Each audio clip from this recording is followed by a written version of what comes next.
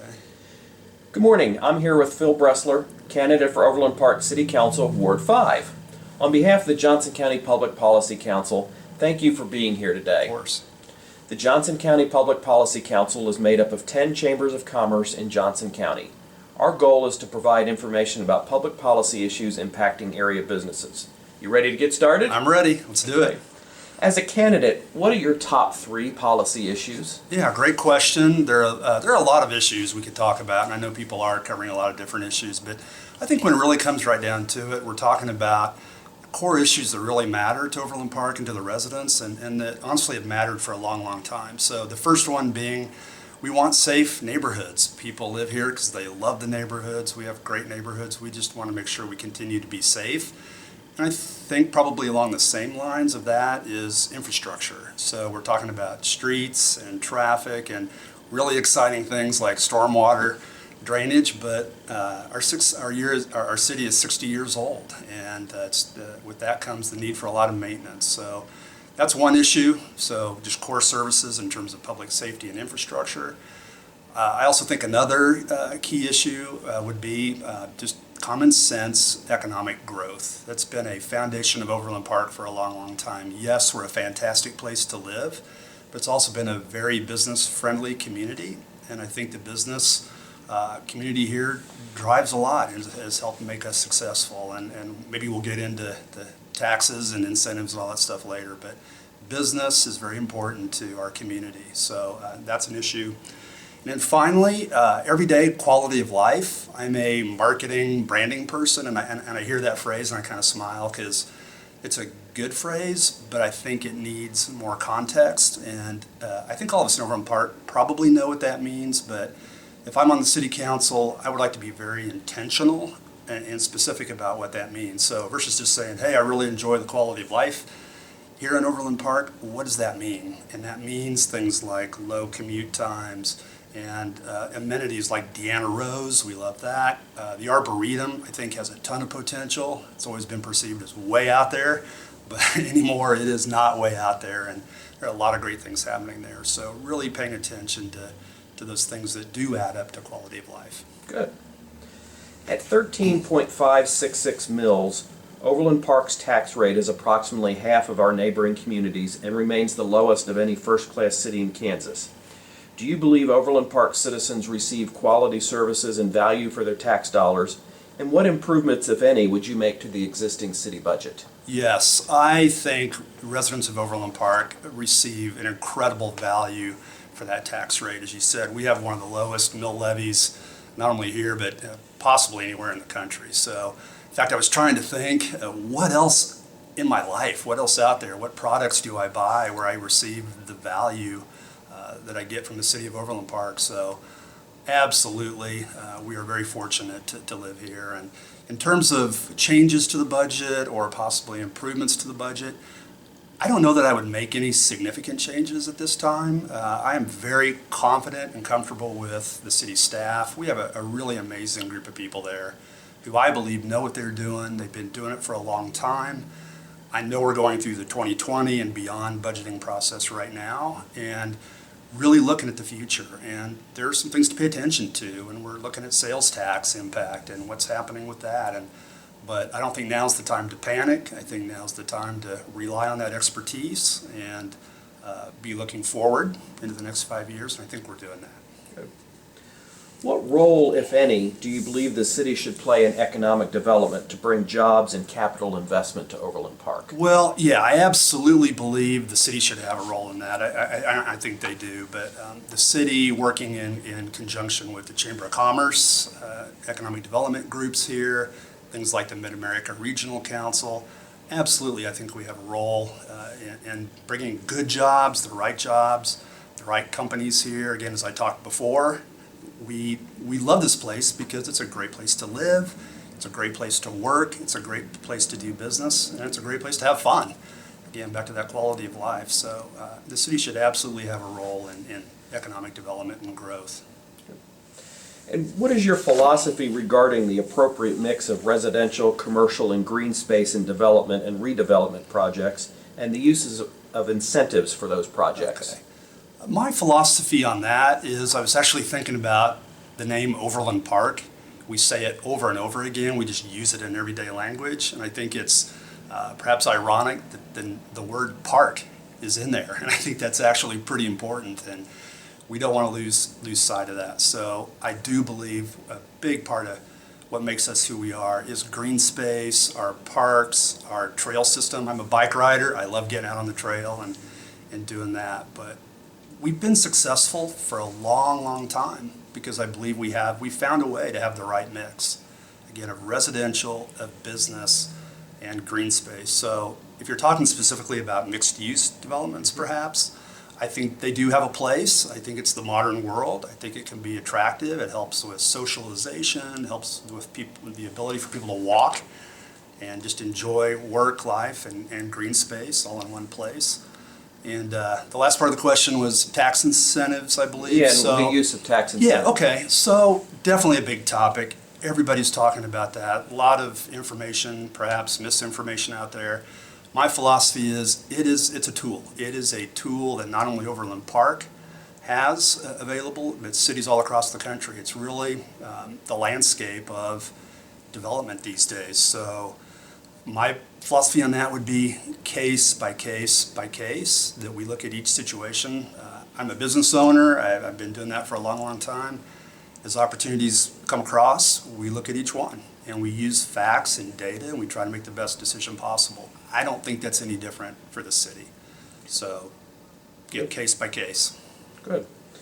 What do you think the three greatest opportunities are for Overland Park's economy in the next 10 years, and how would you capitalize on those? Okay, economic growth over the next 10 years, right? Okay. Actually, that's a great question. I'm not sure. It's hard to focus on three if you're talking about opportunities. We have so much going for us.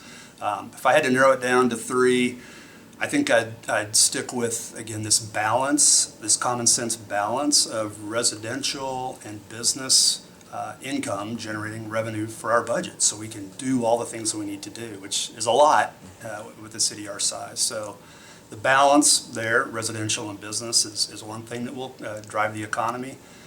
Number two, and very important, I think, is 69 Highway.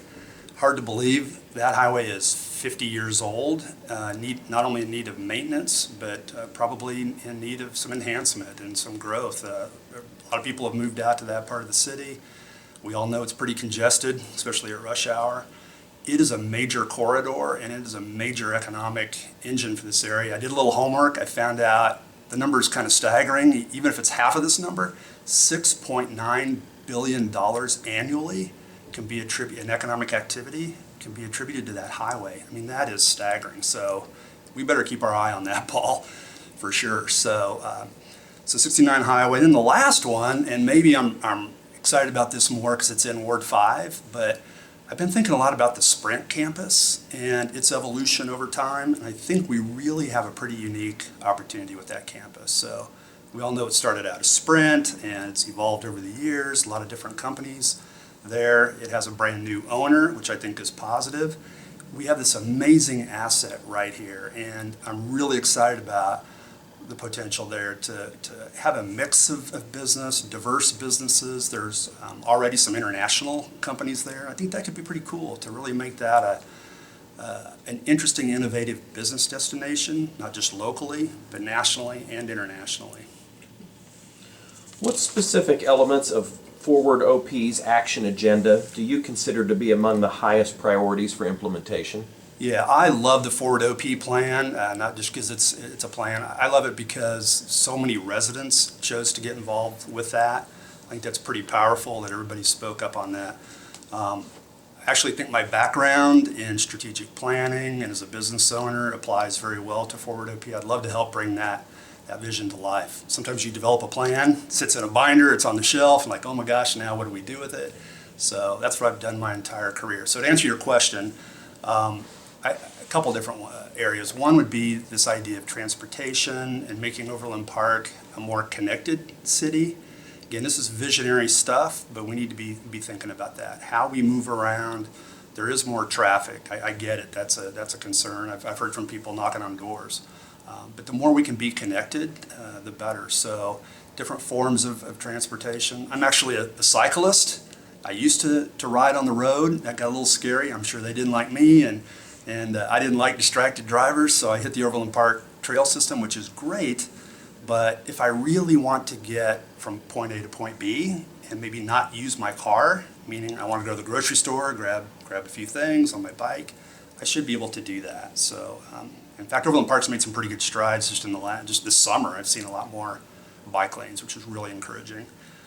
The other part of Forward OP is creating spaces to gather. So that was a big priority that came out of that plan. So I think we love being social. We want to have that place where we can go, not just green space, but other opportunities. Personally, I think the idea there is the Arboretum. And many people don't know this, but we're about to break ground on a brand new visitor center at the Arboretum, which is just going to be a fantastic property and a fantastic gathering place for events. And I love the idea of bonding and coming together as a community. And we all know the Power Light District, and when the U.S. women's soccer team is down there playing and the Chiefs are in the playoffs, there's a sense of community, and so it's not about the place, it's about everybody coming together. I think we can do that in our own way. I'm not saying we're the Power and Light, but we'll find our own unique Overland Park way to make that happen. As the second largest city in the metro, what is your philosophy on the role Overland Park should play in terms of metro area issues? Well, we should absolutely have a role in metro issues. I believe we do. I know a lot of people are very involved in other organizations here, but we should be a leader. There's no reason we need to follow Kansas City. Let's be assertive and take some leadership positions there. So one, I think I mentioned already, is just this idea of transportation and being connected.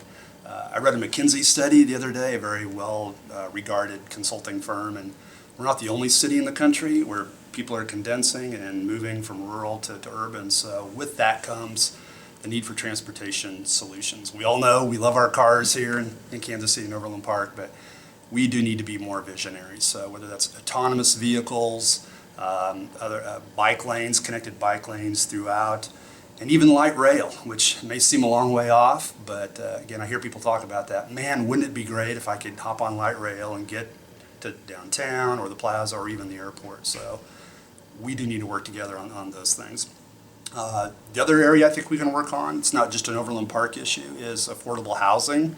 And people want to be able to live and work in close proximity to each other. And that's a big issue. I don't know that anybody has solved it just yet. A lot of good ideas out there, different organizations working on that. But that's one I think we can work together on as a city to make sure we continue to be a great place. We're an affordable city overall compared to other places in the country.